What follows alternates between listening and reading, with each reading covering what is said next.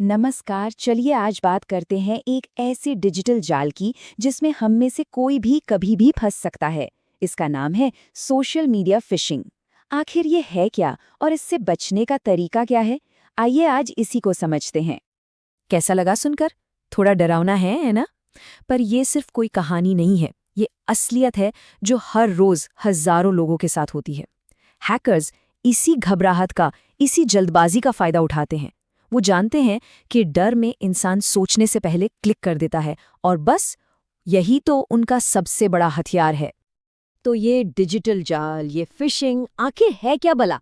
चलिए सबसे पहले एकदम आसान भाषा में इसका मतलब समझते हैं।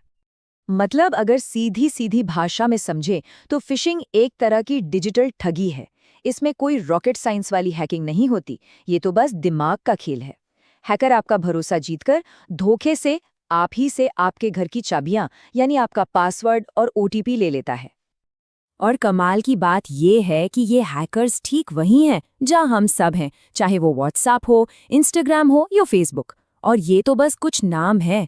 असल में हम जहां भी ऑनलाइन लोगों से कनेक्ट होते हैं वहां फिशिंग का खतरा मंडराता रहता है, क्योंकि ये सारी जगह भरोसे पर चलती हैं और हैकर्स इसी भरोसे को तोड़ते हैं। ठीक है, तो ये तो समझ आ गया कि फिशिंग क्या है।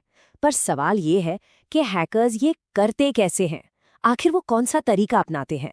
आइए अब उनके काम करने के तरीके को ही डिकोड करते हैं। इन मैसेजेस में ना एक कॉमन बात होती है। ये सब हमारी भावनाओं के साथ खेलते हैं। या तो अकाउंट डिलीट हो जाएगा जैसा कोई डर दिखाएंगे, या फिर आपने आईफोन जीता है जैसा कोई लालच देंगे। मतलब मकसद सिर्फ एक होता है कि हम बिना सोचे समझे तुरंत उस लिंक पर क्लिक कर दें। और बस इतनी ही देर का खेल होता है ये पूरा। एक गलत क्लिक, एक बार लॉगिन डाला और गेम ओवर। हैकर्स नकली लॉगिन पेज बनाने में इतने माहिर हो गए हैं कि असली और नकली में फर्क करना लगभग नामुमकिन सा लगता है। ये सब बातें सिर्फ थ्योरी नहीं है। चलिए एक असली कहानी से समझते हैं कि इसका असर कितना खतरनाक हो सकता है। और यहाँ भी देखिए मैसेज कितना असली लग रहा है। नियमों का उल्लंघन, ये एक ऐसी ऑफिशियल सी लगने वाली वार्निंग है जिसे कोई भी सीरियसली ले लेगा, खासकर जब किसी का काम और पहचान ही उस अकाउंट से जुड़ी हो। और जैसे ही पासवर्ड डाला, बस हो गया काम। अकाउंट तो हैक हुआ ही।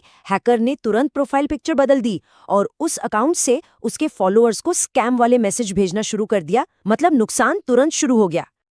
तो देखिए, अकाउंट हैक होने का मतलब सिर्फ ये नहीं कि आपका एक्सेस चला गया। असली नुकसान तो इससे कई ज्यादा बड़ा और गहरा होता है। आखिर दांव पर क्या क्या लगा होता है, चलिए देखते हैं।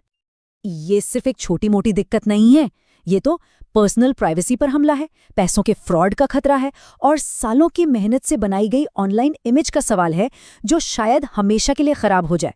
दांव पर बहुत कुछ लगा होता है। ओके, तो अब तक ये तो साफ हो गया है कि खतरा कितना बड़ा है। तो अब सबसे इम्पोर्टेंट सवाल पर आते हैं, इससे बचे कैसे? अब डर की नहीं बल्कि बचाव की बात करते हैं। अपनी डिजिटल ढाल कैसे बनाएं? खुद को बचाने के लिए ये कुछ बहुत ही आसान लेकिन बेहद असरदार नियम हैं। किसी भी अनजान लिंक पर क्लिक करने से बचें। अपना ओटीपी कभी किसी को न बताएं। लेकिन इन सब में जो एक चीज ब्रह्मास्त्र की तरह काम करती है वो है टू फैक्टर ऑथेंटिकेशन। ये एक एक्स्ट्रा ताला है जिसके बिना हैकर पासवर्ड जानने के बाद भी आपके अकाउंट में घुस नहीं सकता। लेकिन चलिए मान लेते हैं कि सारी सावधानी के बाद भी गलती से अकाउंट हैक हो ही गया। अब क्या? सबसे पहले तो घबराना नहीं है, क्योंकि ऐसी सिचुएशन से निकलने के लिए भी एक इमरजेंसी एक्शन प्लान है। चलिए उससे समझते हैं। यहाँ पर सबसे जरूरी चीज है स्पीड।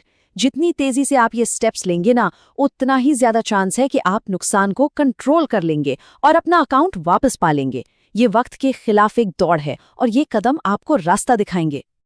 तो कुल मिला के बात बस इतनी सी है कि ये सब कुछ आखिर में आकर टिकता है हमारी अपनी जागरूकता पर।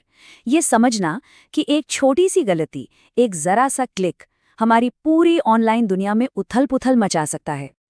तो बस एक बात हमेशा याद रखिए, इस ऑनलाइन दुनिया में शक करना आपका सबसे अच्छा दोस्त है। किसी भी लिंक पर क्लिक करने से पहले रुकिए, सोचिए और फिर वेरीफाई कीजिए। सावधान रहिए, सुरक्षित रहिए।